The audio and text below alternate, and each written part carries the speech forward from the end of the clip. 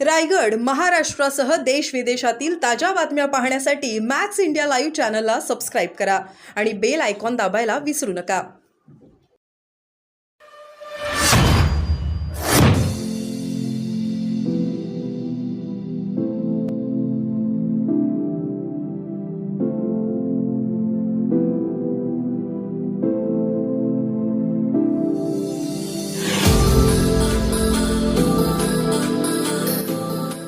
मतदारसंघातील दुपारच्या नंतर आज आमचे राष्ट्रीय अध्यक्ष अजितदादांशी बोलून ते काही मतदारसंघातल्या उमेदवाराच्या वतीमध्ये त्या ठिकाणी घोषणा करणार. सर, परभणीबद्दल जानकरांची एक बातमी होती की तुमच्याकडे ती जागा आहे आणि ती जागा जानकर लढवतील. मी आपल्याला ते सांगतो की काही वेळातच माझी पत्रकार परिषद त्या ठिकाणी होईल.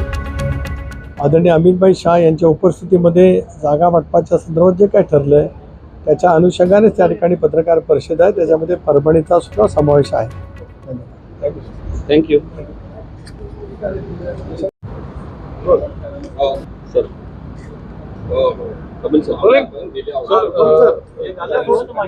रायगडच्या जागेवर थोडी भाजपामध्ये थोडी नाराजगी होती, ती दूर करण्याचा प्रयत्न झाला, कसं बघताय?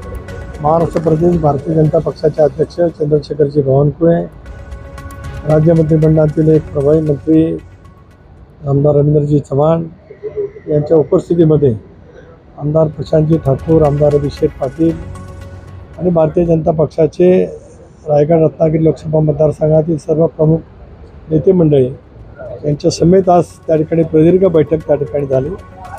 स्वाभाविकपणाने भारतीय जनता पक्षाच्या नेत्यांच्या कार्यकर्त्यांच्या काय भावना होत्या त्या बावनकुळे साहेबांनी आणि चव्हाण साहेबांनी सकाळपासून प्रदीर्घ ऐकल्या.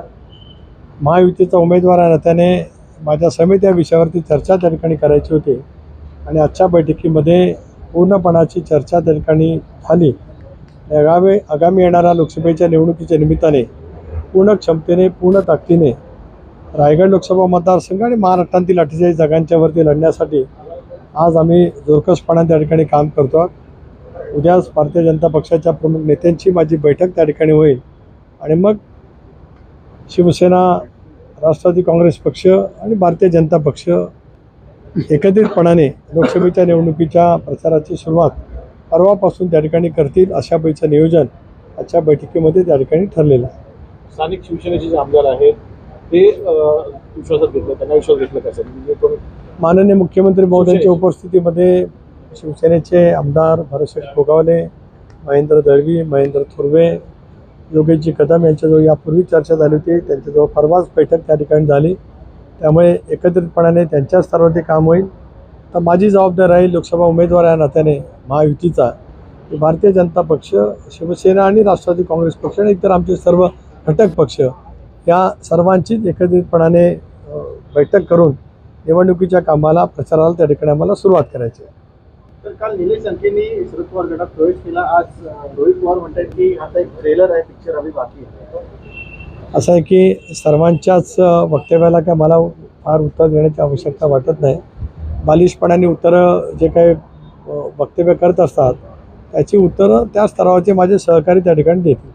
छगन भुजबळ अजून ठाम आहेत, नाशिकची जागेचा तिढा सुटलेला नाहीये, शिवसेना क्लेम करते आणि छगन भुजबळ मात्र ठाम आहेत, मला जागा. एक बाब आहे की वरिष्ठ पातळीवरती या संदर्भामध्ये चर्चा यापूर्वी झाली, त्याच्यातूनच काही गोष्टी त्या ठिकाणी पुढे गेलेल्या आहेत.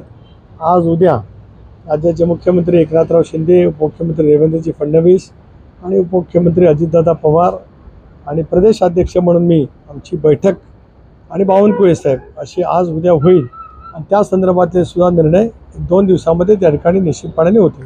नाशिक सोबतच जर का दुसऱ्या जागा पाहायच्या तर कधीपर्यंत तुमची पहिली